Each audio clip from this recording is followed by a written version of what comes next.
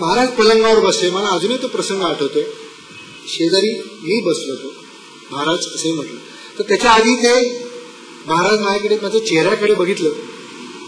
आणि असं माझ्याकडे काय बाळ, असं माझ्याकडे अत्यंत प्रसन्न मुद्रेने बघितलं. त्यांनी तेव्हा पांघरत असलेली शाल काढली आणि ती माझ्या अंगावर घातली. तर त्यांचा चेहरा तेव्हा इतका छान दिसत होता. म्हटलं ही काय लोक सांगतात, त्यांना खडा अडकला आणि रेसे झाला, उत्तम दिसतात. आता एकदम चेहरा इतका सात्विक आणि प्रसन्न होता. शाल घातली आणि हे होते तो 2 मिनिटात महाराज पुन्हा खुर्चीवरून त्या पलंगावरून उठले आणि पुन्हा ते जय जरा घालायला लागले. त्यांच्या मागे आम्ही सगळे. तेव्हा मला कल्पना आली की मला इतकं कन्मळ किती असेल या माणसाकडे कन्मळूपणा, की मला कुडकुडताना बघून हा गृहस्थ ही व्यक्ती त्या पलंगावर पुन्हा बसते. त्यांना बसता सुद्धा येत नव्हतं. मी कुडकुडतो बघून त्यांनी आधी काय विचारायचं, माझ्या अंगावर शाल घातली. मी शाल अजून ती जपून ठेवली प्रसाद म्हणून. तर आम्ही महाराजांना एनिमावर घेऊ का, ते काही महाराज ऐकायचे इतके व्यस्त, आई ऐकायच्या परिस्थितीतच नव्हते. शेवटी समोर तो बाबा महाराजांची तसबीर आहे, तिथे लांबनं मी म्हटलं महाराज आता तुम्हीच काहीतरी करा. हे झाल्यावर लगेच महाराजांना म्हटलं महाराज मला फक्त 30 सेकंद द्या तुम्ही, मला जास्त नको. कारण त्यांना बसून एनिमा द्यायचा प्रयत्न केला की तो वेळ जो लागायचा तो सुद्धा त्यांना सहन व्हायचा नाही. ते उठायचे आणि फार ते आतल्या खोलीमध्ये जायचे, जेमतेम कशी तरी चड्डी सांभाळून. मी महाराज म्हटलं महाराज मला फक्त 30 सेकंद द्या, त्यातनं मुक्त होईल मी बघतो. तर तसं ठीक आहे म्हणले. महाराज जसे पोर्टेबल कमोड सारखं केलेलं होतं, त्याच्यात महाराज बसले म्हणजे काय, ते निम्मे बसायचे निम्मे उठायचे, अक्षरशः इतके त्यांचे हे चाललं होते. अशोक काका महाराज बाजूला उभे होते, बाजूला माधवराव उभे होते, मी महाराजांची पाठीकडून उभा होतो. मला स्वामींचं नाव घेतलं, ते उडबस करत होते. उलट ते उडबस त्यांच्या माझ्या पथ्यावर पडली. मी अक्षरशः जीवाचा हिया करून मी ग्लोव आणले होते, काय माहिती, पण मी घरून निघताना ग्लोव मॅट खिशात टाकले होते. बाकी काही नव्हतं माझ्याकडे. माझ्याकडे तेव्हा क्रोसिंग नव्हतं, त्रिभुवन कीर्ती नव्हती, बाकी काही नव्हतं. मी एक ग्लोव मॅट खिशात फक्त टाकून आणलं. तेल मागून घेतलं, ते बोटाला तेल लावलं आणि अक्षरशः 10 सेकंद आणि तो खडा निघाल्यावर महाराजांची मुद्रा इतकी प्रसन्न झाली, महाराज इतके खुश झाले की ते येऊन त्या पलंगावर बसले. खाना मारत होता त्यांना, म्हणजे किती त्यांना त्रास होत असेल याची अक्षरशः कल्पनाच करवत नव्हती. त्यांचा तो पंचा मला आठवतो, त्यांनी असं उशीपाशी होता तो काढला, तो पुसला. सगळेजण आम्ही रिलीव्ह झालेले असे बाजूला बसलेले. अशोक काका महाराज उभे होते, माधवराव उभे होते आणि महाराजांनी मला तिथे मी असं थोडंसं ऑकवर्ड की म्हटलं आपण कसे बसायचं, बसवलं होतं महाराजांनी. आणि मग महाराज ते जे खुश झाले, मग जे काय त्यांनी नंतर आम्हाला आज कॉफी करायला लावली. आम्ही सगळे पहाटे 3:30-4 वाजता कॉफी पिलो. जवळजवळ अर्धा तास महाराज ओवी हे अशोक काका महाराजांनी म्हणजे ते अक्षरशः ती ऐकणं म्हणजे अक्षरशः प्रसाद ट्रीट म्हणतो आपण, तसं एक तो प्रसंग आयुष्यात घडला. तो अक्षरशः माझ्या मनावर कोरला गेलेला आहे. एक अगदी सांगणारा एक प्रसंग घडलेला.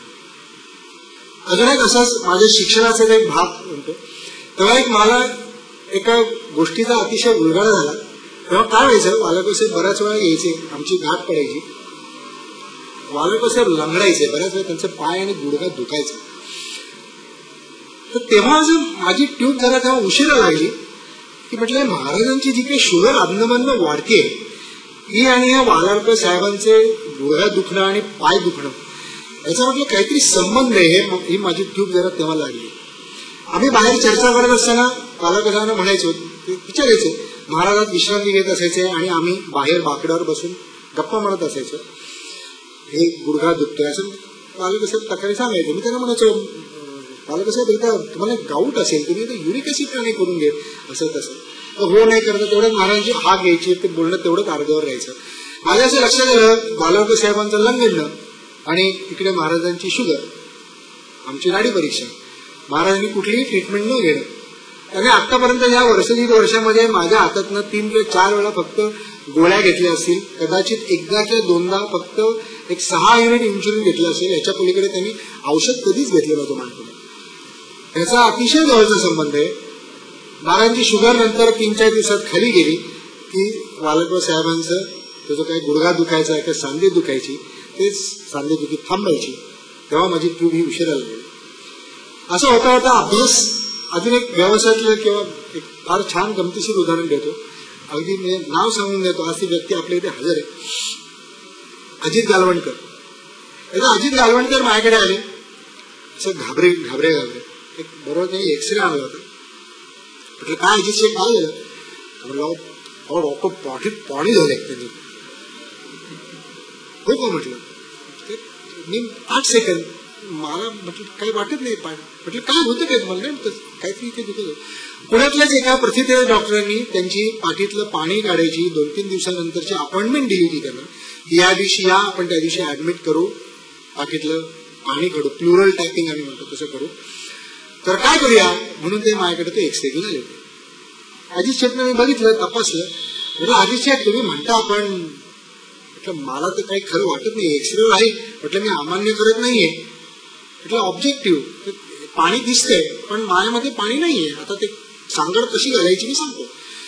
तर म्हणजे नाही परवा तर म्हणे त्यांनी मला अपॉइंटमेंट दिली म्हणले पाणी काढायची, तर मला 2 दिवसानंतर लगेच घाई म्हणून मी तुमच्याकडे आलो पाणी काढण्यासाठी. म्हटलं एक काम करा, म्हटलं आत्ताच्या आत्ता जा, एक्सरे पुन्हा काढा, एक सोनोग्राफी करा, मी अजून आहे म्हटलं इथे 2 तास, लगेच तो रिपोर्ट घेऊन या. मग म्हटलं मी पाणी काढणे म्हटलं माझ्यासाठी 5 मिनिटाचं काम आहे, मी लगेच पाणी काढून देतो. 1 तासामध्ये माझा विश्वास ठेवा, त्याने रिपोर्ट घेऊन आले, छातीत कुठेही पाणी नव्हतं. आता मला कल्पनाही करवत नाही की एरवी कदाचित जर कोणी 2 दिवसानंतर ब्लाइंडली जर त्यांच्या ह्याच्यामध्ये जर सुई घातली असती तर पुढचा काय अनर्थ ओळवला असतं त्यांच्यावर आणि डॉक्टरांच्यावर, या सगळ्याची तर मला कल्पनाच करवत नाही. अजून एक गमतीशीर प्रसंग म्हणजे मला आठवत आहे की महाराज म्हणजे ते कसं स्वयंभू होते आणि हे जे काही आजार बिजार हे त्यांच्यासाठी हे गोष्टी नव्हत्या, हे कम्प्लीट योगासनाने आणि योग पुरुष घडलेल्या होत्या. त्यांच्या तब्येतीची तक्रारी, शुगर हे ते बघून आम्ही सगळेजण वालाळकर साहेब फार चिंतातूर असायचे. तेव्हा महाराज सारखे कारखाना बंद करतो देव अशा सारख्या गोष्टी बोलायचे. त्यामुळे लोक अत्यंत असे चिंतित असायचे की बाबा असं महाराज असं का बोलतायत. जेवढा सहवास मिळेल तेवढा सगळ्यांना हवा होता. आम्ही खूप वेळा महाराजांना विनंती करायचो की महाराज आपण एकदा सगळं टेस्ट करून घेऊया. तेव्हा रुबियामध्ये स्कॅन पण आला होता, सगळ्या फॅसिलिटीज टेस्टिंग वगैरे सगळं आलं होतं. हा विषय काढला की महाराज तिसरंच काहीतरी बोलायला लागायचं. मग ते आलं मग ह्याचं काय झालं, मग त्याचं काय झालं, वेगवेगळ्या विषयांवर. असे बरेच दिवस गेल्यानंतर मला एकदा आठवत आहे, दुपारची वेळ असेल तर लाल गाडी होती महाराजांची, आत फाटकातनं आत घेऊन तिथे खुशीराम आणि तिथे गाडीच्या शेजारी महाराज उभे होते. तर नेहमीप्रमाणे आम्ही विचारलं की महाराज आमच्या सगळ्यांची अशी इच्छा आहे, विनंती आहे की आपण एकदा सगळे म्हणतात ते एकदा आपण टेस्ट करून घेऊया. रुबियाल मध्ये आताचा स्कॅन खूप चांगला आलाय. तर सगळ्यांच्या लोकांना आश्चर्याचा धक्का बसला की लोक लगेच येस ताबडतोब म्हणले. लगेच लोक हल्ले पटापट वालावजन पुढचं काय मुंबई भेट सगळं कॅन्सल केलं, पटापट कपडे घातले. आम्ही सगळे गाडीत बसलो, गाडी लगेच रुबियालच्या दिशेने रवाना झाली. तिथे पहिल्या आधी फोन करून महाराज तिथे टॉप टू बॉटम सगळा स्कॅन, म्हणजे तेव्हा खरं स्कॅन हे विवक्षित गोष्टींच केलं जायचं की कुठल्या गोष्टीचा हे कुठल्या अवयवाचा त्रास होतोय तेवढं स्कॅनिंग केलं जायचं. पण महाराजांचं आम्ही डोक्यापासून पायापर्यंत MRI, CT scan, cervical scan, लंबर स्कॅन, पोटाचा स्कॅन, पायाचा स्कॅन. मला कसं म्हटलं अहो पायाचा स्कॅन काही तशी जरूर नसते. नाही म्हणले ते सगळं म्हणले महाराज तयार झाले. हे म्हणले संधी सोडायची नाही, अगदी अनख शिखांत कम्प्लीट स्कॅन केला. तर काय माहित नाही, आम्ही सगळं परत आलो. मागणं तो गजानन म्हणून टेक्निशियन आता आहेत बहुतेक, तर ते पाठोपाठ रिपोर्ट घेऊन आले. तर म्हणलं कशातच काही नाहीये. तर महाराज असे मग अशा वेळेला ते काय करायचे, असे ते सूचक हसायचे आणि मी किती मोठा असं काही नाही, पुढचा विषय कुठला तरी दुसरा विषय हा असं चालू असायचा. त्या अशा प्रकारे आमच्या महाराजांच्या बरोबरचा अभ्यास. आणि म्हणजे माझ्या असं लक्षात आलं की ट्रीटमेंट वगैरे काही माझ्याकडनं काही घ्यायचं नाही बरं का, असं समजू नका. अशोक काका महाराज माझी आठवण करून देतात, हे आमच्या महाराजांचे डॉक्टर वगैरे. मला जरा लाचार होतं मी की बरोबर मी त्यांची नाडी परीक्षा करायचो, त्यांनी मला अभ्यास किंवा या सगळ्या गोष्टी ठोकून त्या बऱ्याच गोष्टी करून घेतली पण ट्रीटमेंट काही त्यांनी घेतली. इनफॅक्ट ते कोणाकडनं ट्रीटमेंट घेत असतील असं काही, पण त्यांना ट्रीटमेंटची गरज नव्हती. महाराजांच्या एकंदर विभूतिमत्वाबद्दल आपण काय बोलावले? आपलं महाराज आता मी म्हटलं ना की तुम्ही आता मी पहिलं माझा पेपर सोपा होता, आता तुम्ही मला कठीण पेपर घालता. महाराजांचं जेवढं बोलावं तेवढं थोडं आहे. मला असं वाटतं की अनेक महाराजांच्याबद्दल सांगितलं गेलंय, तर बाकीचे संत आणि महाराज यातला मी थोडासा मला जाणवणारा फरक आम्ही जाणवतो हे आपल्या पुढे सांगू इच्छितो. असं म्हणतात महाराष्ट्र ही नररत्नांची खाण आहे, तसंच महाराष्ट्र ही संतांची सुद्धा खाण. अनेक सत्पुरुष संत काही कमी नाही, आतापर्यंत किती होऊन गेले, पण तुम्ही या सगळ्यांचा जर नीट अभ्यास केला गेल्या कित्येक हजारो वर्षांचा, तर माझ्या मते सगळ्यात महाराष्ट्रात होऊन गेलेले प्रॅक्टिकल संत, व्यवहार्य फक्त दोन. पहिले म्हणजे रामदास स्वामी 350 वर्षापूर्वी, की त्यांनी दासबोध लिहिला. सगळी लक्षणं गुरुची, शिष्याची, भक्ताची, कसं वागावं कसं वागू नये, मूर्खाची लक्षणं, शहाण्याची लक्षणं. त्याने असं सांगितलं, जंगलात जाऊ नकोस, प्रपंच करावा, आधी प्रपंच करावा नेटका, मग साधावे परमार्था. प्रॅक्टिकल उपदेश दिला. आणि त्यांच्यानंतर दुसरे संत म्हणजे दिगंबरदास महाराज. अतिशय प्रॅक्टिकल ते. कारण जंगलात किंवा हिमालयात जाऊन तप, अशोककाका महाराज नेहमी म्हणतात, मला ते पटतं की हिमालयात जाऊन तप करणं अवघड आहे, बरोबर आहे, पण काहीपेक्षा शहरात राहून जिथे आजूबाजूला सगळीकडे रेस्टॉरंट, लॉटरी, बार, पब ज्याचा विळखा जास्त जास्त पडत चाललाय, अशा ह्याच्यामध्ये तुमचं हिंदुत्व, स्वत्व, तुमचे संस्कार, आणि अशा ठिकाणी तुम्ही हे संस्कार शाबूत ठेवणं आणि परमार्थ करणं याला जास्त किंमत आहे. आणि ते व्यावहारिक कसं करावं हे दिगंबरदास महाराजांनी दाखवलं. आणि तीच परंपरा आज अशोक काका महाराज. मला माहिती आहे मला नंतर खूप बोलणी आज खायला लागणार आहेत. एक उदाहरण मी सांगतो. आता मुंबईला स्वामी मंदिर आपलं झालंय.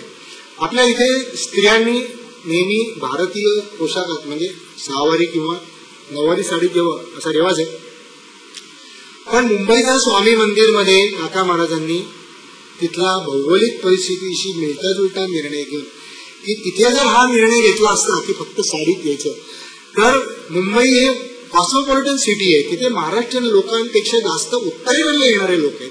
आपण ह्या सगळ्या मोठ्या हिंदू समाजाला तिथे मुकलो असतो. आणि म्हणून तिथे भारतीय ड्रेस म्हणजे असं नाही की त्यांनी जीन घालावी की मिनिस्कर्ट आणि मिडी घालावी, याला परवानगी दिलेली नाहीये. ह्यालाच मी व्यावहारिकता म्हणतो की आपल्या संस्काराशी तडजोड होऊन न देता पण आपला कार्यभाग चालला पाहिजे. म्हणून तिथे भारतीय ड्रेस, पंजाबी ड्रेस किंवा सलवार कमीजची परवानगी दिली गेली. ही माझ्या मते अत्यंत व्यावहारिक स्टेप आहे. तसंच अजून एक उदाहरण आत्ताच नवथर घडलेलं आहे. ते म्हणजे सुमारे 1 महिन्यापूर्वी डेरवणला सुरेश शेट्टी नावाचे आरोग्यमंत्र्यांची व्हिजिट होती. काका महाराज स्वतः तिथे हजर होते. 11 वाजता व्हिजिट ठरली होती. आम्ही जेव्हा सकाळी मंत्र्यांच्या व्हिजिटसाठी म्हणून लवकर गेलो, आधी जरा तयारीला म्हणून 10च्या आतच आम्ही पोहोचलो. मी तिथे जातोय तर अशोक काका महाराज आमच्यासारखा शर्ट पॅन्ट बूट मी उडलोच एकदम.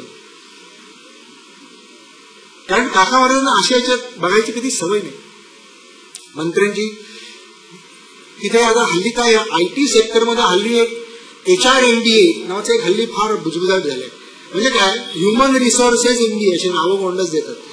त्याचा अर्थ काय आहे की समोरच्या माणसाचा स्वभाव ओळखून, त्याची ॲबिलिटी किंवा त्याची कुवत ओळखून त्याच्या प्रकारे त्याला योग्य काम देणं, त्याची ॲबिलिटी जेवढी वाढवता येईल तेवढी वाढवून त्याच्याकडून काम करून घेणं आणि त्याच्यासाठी त्याला गल्यालेट्ट पगार देणं, ह्याला म्हणतात HRMBA.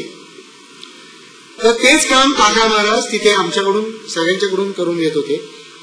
मी स्वतः होतो, सुवर्णा पाटील मॅडम, नेताजी होते, डॉक्टर सुनील नाडकर्णी होते, नंतर विकास साहेब होते, गोडबोले होते, बाकी बरीच मंडळी होती.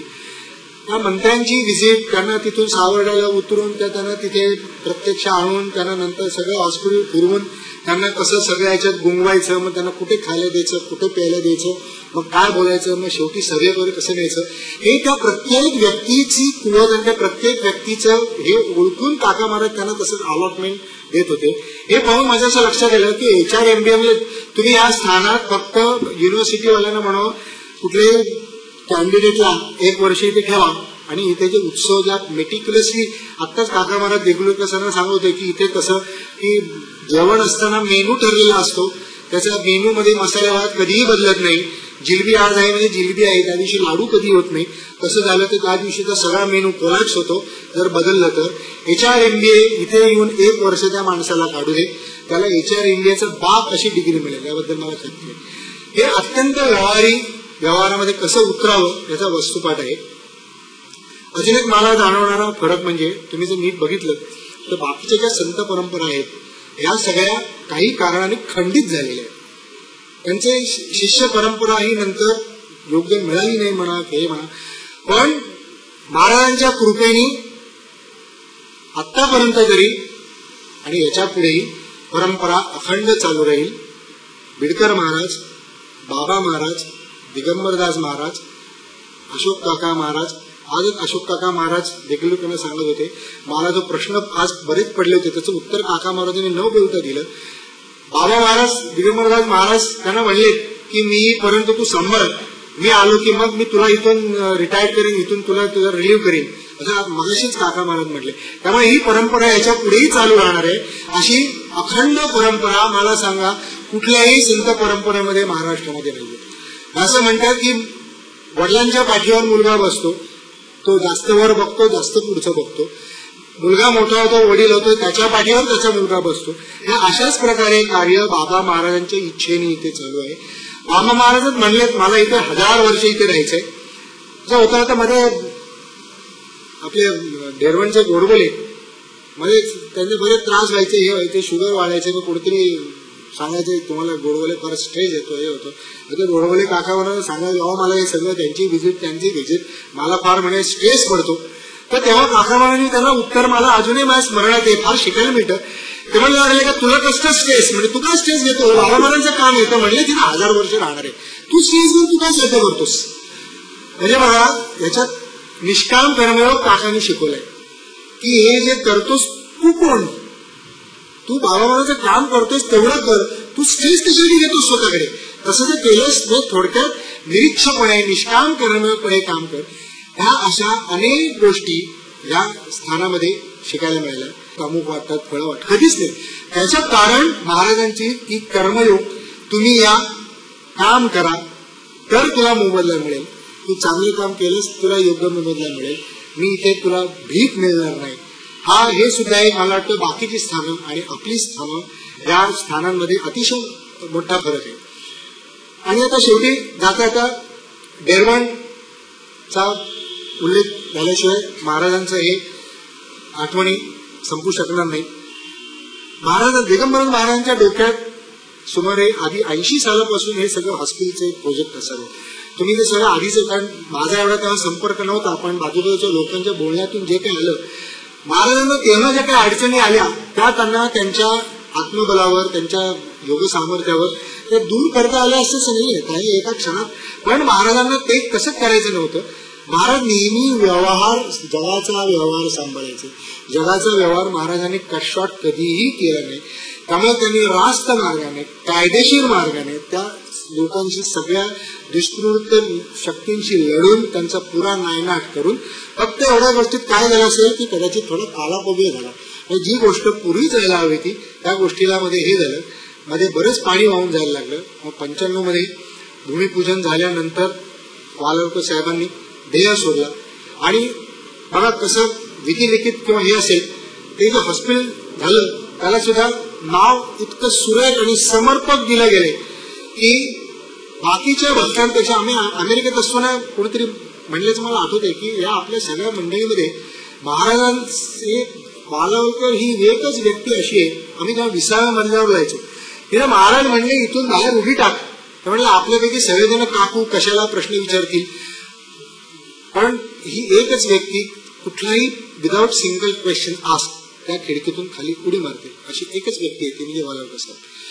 आणि म्हणूनच त्यांचं नाव भक्त श्रेष्ठ कमलाकर पंत बालावलकर रुग्णालय व रोग निदान केंद्र इतकं समर्पक नाव त्याला दिलं. अजून एक फरक की देणग्या आतापर्यंत अनेक लोकांनी आतापर्यंत दिल्या, विशेषतः काही विशिष्ट समाजांमध्ये, मारवाडी समाजामध्ये किंवा सिंधी समाजामध्ये आयुष्यभर धंदा जो करायचा तो गैर मार्गाने करायचा, मग त्याचा तो आत गिल्ट फिलिंग आलेला असतो की अवैध मार्गाने संपत्ती जमा केली. मग शेवटी 50ला 60ला 75ला काहीतरी एकदम अमुक एक 25 कोटी 50 कोटी असे दिले की त्यांना आतला तो गिल्ट निघून जातो की ते. पण ही अशी वन टाइम डोनेशन आतापर्यंत असंख्य झाली असतील, अनेक लोकांना दिलेली आहे. पण असा वालावलकर साहेबांसारखा मला जे हे पैसे मिळतात हे सगळे महाराजांचे आहेत. 1 रुपया मला मिळाला 15 आणे महाराजांच्याकडे जातील. ही अशी सततची आर्थिक सेवा अशी मला नाही वाटत असा कुठल्याही संत परंपरेमध्ये किंवा त्यांना आर्थिक सेवा पुरवणाऱ्या यांच्यामध्ये असेल. हा एक फार मोठा फरक मला जाणवतो. दिगंबर महाराजांच्या नंतर आम्ही डेहराडून येता येता आमच्या बरोबर डॉक्टर मंडळी, डॉक्टर सुनील नाडकर्णी असे बरेच लोक असतात. तेव्हा दिगंबर महाराजांचा विषय असा निघतो. वालाको साहेब नंतर महाराजांनी देह ठेवल्यानंतर ही एकच व्यक्ती अशी होती की महाराजांचा विषय निघाला ना की वालाको साहेब सगळं काम सोडून तिथेच बैठक मारायचे. म्हणजे मी त्यांना 2-3 वेळा अतिशय महत्वाच्या मंत्र्यांबरोबरच्या मीटिंग कॅन्सल करून महाराजांच्या विषयाबद्दल गप्पा रंगीत असं म्हणून या बाकड्यावर बसून गप्पा मारलेला मला आठवत आहे. तर तसंच आम्ही डेरमडून येता महाराजांच्या की काय माझी कॉलेज जरा थोडी ताट असायची, कारण दिगंबर महाराजांना मीच पाहिलेलं होतं, बाकीच्या लोकांनी पाहिलेलं नव्हतं. म्हणजे मी काय फाका नाही मारायचो, म्हणजे मी ह्याच आठवणी सांगायचो. पण जरा बाकीचे लोक असते जरा थोडे, मग मी नंतर मला जरा वाटायला लागलं की अरे एवढं आपण त्यांचा हेवा नाही करून देत. अरे नाही तुम्ही इथे काकामारांच्या वर येताना म्हटलं अरे चैतन्य तेच आहे, म्हटलं काही फरक नाहीये. आणि त्यातून तुम्ही म्हटलं तुझी बापधनी पुस्तक वाचलं, माझ्या एकदम मित्र त्यांनी नंतर शेवटी स्वतःला कबूल केलं की तुम्ही म्हणलात तसं ज्या तुमची बापधनी जेव्हा पुस्तक वाचायला लागलो तुम्ही म्हणता तसा ज्याला व्हर्च्युअल रियालिटी म्हणतात, म्हणजे प्रत्यक्ष जरी अनुभव नाही हातात घेतल्यासारखं तो तसा म्हणजे तुमची बापधनी वाचत असताना आम्हाला असा महाराजांना भेटलाय किंवा महाराजांच्या बरोबर संपर्क आलाय असा अनुभव आम्हाला नक्कीच येत आहे. डेरवणचं एक उदाहरण सांगतो. डेरवणला आता सुवर्णाबाईंनी तर त्यांच्या मुलाखतीत सांगितलंच आहे, त्यामुळे त्याची पुनरुक्ती मी टाळतो. स्नेक बाईटचा पेशंट, अँटी स्नेक वेनम देऊन देऊन देऊन देऊन 80 झाल्या. शेवटी काका महाराज म्हणले अजून 5च द्या, आणि नाही तर अक्षरशः 2ऱ्या-3ऱ्या वाया. हे काय हे ईश्वरी इच्छेशिवाय प्रसादाशिवाय हे गोष्ट शक्य नाही. तसं ते गमतीशीर डेरवणला गेलेली येताना सांगतोय, सुमारे 3-4 वर्षापूर्वी इथे साथी येतात म्हणणं. आता एक तिथे तापाची मोठी साथ येऊन गेली. तिथे असं एक प्रेग्नन्सी बायकांना बाळंतपणानंतर मेंदूला सूज यायची, कॉर्टिकल वेव्ह म्हणजे मेंदूच्या रक्तवाहिन्या अशा आपसून. तर हा जो काही प्रकार होतो ना हा अतिशय भीषण असतो. याला मॉर्टॅलिटी म्हणजे त्यात मरणाचे चान्सेस खूप असतात. म्हणजे पुण्यासारख्या ठिकाणी अद्ययावत रुबी हॉल किंवा रत्न हॉस्पिटल अशा ठिकाणी 100 जवळजवळ 90-95% लोक दगावलेले मी बघितले. 5 ते 10% अशा कॉर्टिकल वेन थ्रॉम्बोसिस मध्ये अपघातात्मक जगतात. पण डेरवणच्या इथे त्या सुमारे जवळजवळ 8-9 महिन्यामध्ये अशा सिरीजमध्ये जवळजवळ 9 ते 11 केसेस तिथे येऊन गेल्या. आणि त्यावेळी त्या ट्रीटमेंट डेरवण सारख्या ठिकाणी ट्रीटमेंट दिल्यानंतर त्या 9 ते 11 पैकी एकही केस तिथे दगावली नाही. आता कोणाचा विश्वास असो नसो याचं दुसरं कारण काय हे मान्यवर आहे. शेवटी एखादा म्हणेल की काय असं स्टडी कुठे आहे, म्हणतो स्टडी गेले तेल लावत. मी म्हणतो मला पटतं ना, शेवटी मला पटतं आहे. शेवटी महाराजांची कृपा प्रसाद हे म्हणूनही झालेलं आहे.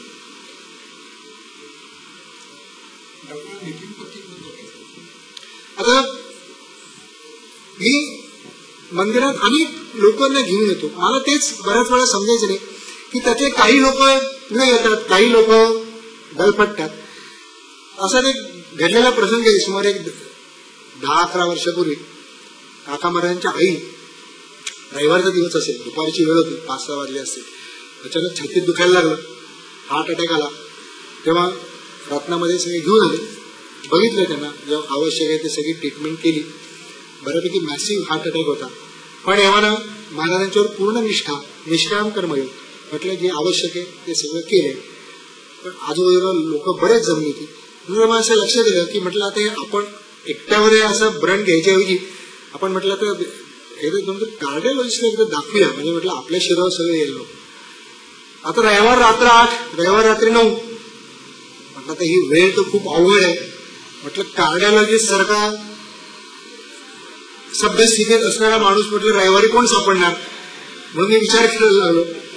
शेवटी डॉक्टर नितीन पत्कींचं आधी म्हटलं नाही, नितीन पत्कीला बोलू म्हटलं. त्यांना लगेच फोन केला आणि आश्चर्य, तेव्हा काही इतके मोबाईल आणि इतकं फूड पसरलेलं नव्हतं, ते घरीच होते, ते आले. आणि कसं काही कुलपांना काही किल्ले लागतात, तसं नितीन पत्की जणू काही या स्थानातलेच होऊन गेले आणि नंतर त्यांनी डेरवणला व्यवस्थित यायला लागले. हे सुद्धा अजून एक अनुभव सांगण्यासारखं आहे की डेरवणला पहिल्यापासून अनेक डॉक्टर आले. सुरुवातीला काही डॉक्टर पुण्याहून आम्ही जायचो. पहिले 1-2 वर्ष झाल्यानंतर त्या डॉक्टरांच्या मनात काहीतरी किलमिश आलं असं, कारण आम्ही जायचो हे महाराजांच्यावर इतकी श्रद्धा होती की तिथे महाराजांनी शिकवण होती की निष्काम कर्म म्हणजे पूर्ण श्रद्धेने सेवेने सेवा करायची. तिथे पैसा हा तिथे हेतूच नव्हता, कोणाच्या डोक्यात पण यायचं नाही. आता हे जे डॉक्टर आहे, मी नाव घेणार नाही, पहिले जो वर्ष येत होते त्यांच्या असं लक्षात आलं की तिथे डेरवणला आपल्या हातात काहीच लागत नाहीये, नुसतं फुकट ट्रिप होती. प्रत्यक्षात वस्तुस्थिती अगदी अशी नव्हती खरं, कारण ते डेरवणला जातात किंवा आपल्या स्थानात येतात म्हटल्यावर आपल्या स्थानातच येणाऱ्या सुमारे त्या 1-1.5 वर्षामध्ये कमीत कमी 7-8 लोकांनी की जे चांगले सधन कुटुंबातले होते, नोकरदार घरातले, फुकट ट्रीटमेंट द्यावी अशी कोणाची अपेक्षा नव्हती, अशा लोकांनी त्यांच्याकडून पुण्यात पैसे देऊन ऑपरेशन करून घेतली होती. त्यामुळे त्यांचा खरं पाहिलं तर आर्थिक तोटा काही झालेला नव्हता. आणि तरी सुद्धा डेरवणला जातो आणि तिथे पैसे मिळत नाहीत आणि इथे काम वाढलं, तसं त्या सगळ्यांनी नकार दिला. तेच मला इथे अनुभव सांगायचा वाटतो की अशी जी स्वार्थी माणसं असतात की जी पैशाच्या मागे लागून हे करतात, अशी माणसं महाराजांच्या इच्छेने म्हणा किंवा काही म्हणा ती ऑटोमॅटिक ज्याला आपण असं कट ऑफ म्हणतात ती माणसं गळत गेलेली आहेत. आणि जी माणसं सेवाभावी आहेत ती माणसं व्यवस्थित डेरवणला आतापर्यंत आपल्या हाताने सेवा देते.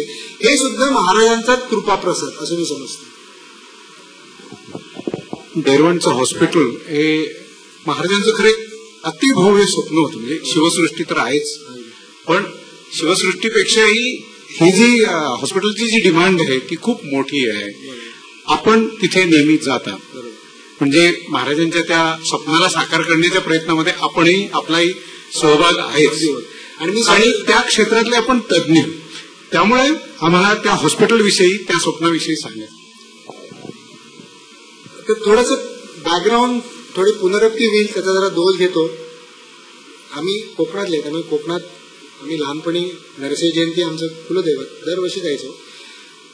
तर तेव्हा जी काही 20-25 वर्षापूर्वी जेव्हा तिथे लोकांनी डेरवण परिसर किंवा कोकणातला भाग बघितला असेल त्या लोकांना मी काय म्हणतो ते पटेल. तिथे कोकणात काहीही सोयी नव्हत्या, रस्ते डांबरी नव्हते. आमच्या गावाला लाल मातीच्या रस्त्यावरनं तिथे जाईपर्यंत आमचा कम्प्लीट लाल मारुती झालेला असायचा. MSCB नव्हती. MSCB आता 80, 85, 90च्या सुमारास झाली. तेव्हा डेरवणला 1-2 वेळा जन्मे झाले होते, तेव्हा जायचा योग आला. आम्ही लहान होतो त्यामुळे तेव्हा आम्हाला तसं आम्ही अर्धचकित तसं काही आम्हाला बाकी समजत नव्हतं. तेव्हा जर कोणी म्हणलं असेल की या ठिकाणी असं भव्य हॉस्पिटल होईल आणि असं हॉस्पिटल की आज जर पुण्यात असतं तर पुण्यातल्या लोकांना किंवा मुंबईतल्या लोकांना सुद्धा अभिमान वाटला असता, अरे आमच्याकडे असं हॉस्पिटल बरं का, आमच्याकडे अशा सोयी आहे, असा स्कॅन आहे, अशा पद्धतीचं स्कॅन आहे, अशा प्रकारची ICU आहे, असा अभिमान वाटला असता. अशा प्रकारे हॉस्पिटल तिथे होईल हे कोणाच्या स्वप्नातही आलं नसतं. आणि तिथे काढायचा महाराजांचा हेतू तो उघडच होता की तिथली विशिष्ट भौगोलिक, सामाजिक, धार्मिक परिस्थिती, तिथले सगळे लोक ह्या आर्थिक दबावाखाली ह्याच्याखाली राजकारण बरंचसं तुमची बाब धनीमध्ये आलेलं आहे. आपण बहुतेकांनी ते वाचलं असेल की सगळे लोक त्या कर्जाच्या चक्रात अडकलेले होते. मुलगा जन्मायचा तो बापाचं कर्ज डोक्यावर घेऊन ते कर्ज फेडत जगायचं. कर्ज वाढवलं किंवा नाही कमी केलं तर मुलाच्या हातात सोपून जायचं. किंवा राजकारणाच्या लोकांची हंजांगी करायची. तर या लोकांना सगळ्यात सोडवायचं झालं तर हा भाग आर्थिकदृष्ट्या स्वावलंबी केला पाहिजे, धार्मिक दृष्ट्या हे केला पाहिजे, अशा हेतूंनी महाराजांनी ते स्वप्न बघितलं.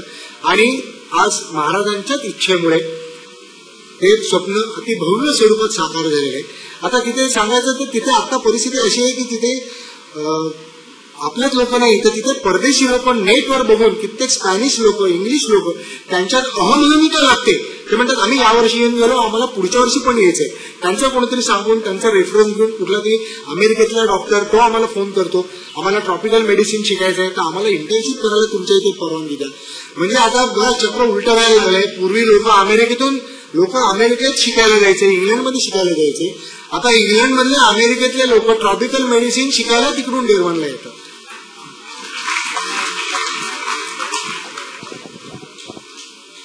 डॉक्टर महाराजांची आपली भेट पहिली झाली तिथपासून आपण महाराजांच्या कृपाछत्राखाली वाढलेले आहात. तर महाराजांच्या सहवासात आल्यामुळे आपल्या समोर जे काय महाराजांचं चरित्र घडलं त्यामुळे आपल्या व्यक्तिमत्वावरती, आपल्या विचारांवरती काही परिणाम काय झाला, बदल काय झाला? अगदी चांगला. मी आधी पहिल्यांदा म्हणलो तसं मी जेव्हा पाश्चात्य वैद्यकाचं शिक्षण घेत होतो तेव्हा थोडंसं डोक्यात गुरमी असायची, थोडा अहंकार असायचा, काय ईश्वर वगैरे झूट आहे, त्याला काही अर्थ नाही. पण नंतर मी जेव्हा महाराजांच्या संपर्कात आलो तेव्हा या प्रश्नाचं उत्तर मला ऑटोमॅटिकच मिळालं की ईश्वर, परमेश्वराला रिटायर करा हे कोण म्हणणार, परत तू कोण रिटायर करणार, की परमेश्वर ईश्वर आहेच. त्यामुळे त्या प्रश्नाचं उत्तर मला मिळालं होतं. नंतर दुसरी गोष्ट म्हणजे महाराजांच्या सहवासामध्ये अनेक चांगल्या गोष्टी शिकता आल्या. ते म्हणजे आपलं काम मनापासून करा, स्वच्छता ठेवा, पैशाच्या मागे लागू नका, पैसा तुमच्या मागे लागेल, कुठल्याही सिद्धी किंवा मोहजालात अडकू नका, या स्वच्छता, टापटीप, वेळच्या वेळची गोष्ट, आलेला शब्द पाळा, या अशा चांगल्या सवयी या महाराजांच्या सहवासामुळे लाभल्या. आणि मला असं वाटतं की मी म्हटलं की काही लोक पुढे आले, काही लोक नंतर आले नाहीत. याची उत्तरं कदाचित त्यांच्या पुऱ्या सुकृतामध्ये असतील की इथे यायला सुद्धा कसं इथे नशिबात लिहिलेलं असायला लागतं, पूर्वी सुकृतात असायला लागतं. आणि शेवटी हे सगळं बघून माझी इच्छा एकच आहे की महाराजांनी की जसं जवळ केलं, खूप प्रेम केलं, प्रचंड माया केली. कित्येक वेळा महाराजांचं हे आले की डोळ्यातून कित्येक वेळा अश्रू येतात. अजूनही महाराजांची आठवण आली की कुठलाही समोरच्या प्रसंगातनं ऑटोमॅटिक त्यातनं सुटका होते. त्यामुळे महाराजांचं इतकं अपरंपार प्रेम मिळाले. ते तसंच याच्या पुढे महाराज अजूनही चैतन्य रूपाने इथे आहेत आणि तसंच प्रेम आणि तशीच सेवा महाराजांच्याकडून घडली जावी एवढीच माझी विनंती आहे. आणि शेवटी यावेळच्याच शिवमुद्रांकन मध्ये लिहिल्याप्रमाणे महाराजांनी लिहिलं होतं की अनाथांचा नाथ दीनांचा कैवारी, अनाथांचा नाथ दीनांचा कैवारी, सांतत्वनी स्वीकारी अनंतत्व. अशा प्रकारे महाराजांनी सेवा डेरवणच्या इथे डॉक्टर म्हणून तसंच एक माणूस म्हणून ह्याच्याही पुढे कायम करून घ्यावी अशी मी महाराजांच्या चरणी प्रार्थना करून 4 आठवणी संपवतो.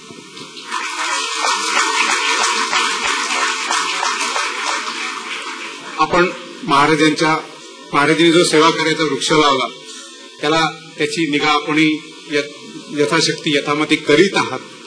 अनेक लोकांना तुम्ही आरोग्य मिळवून द्यायला सहाय्यभूत होता, त्यांचे आशीर्वाद तर आपल्या पाठीशी आहेतच.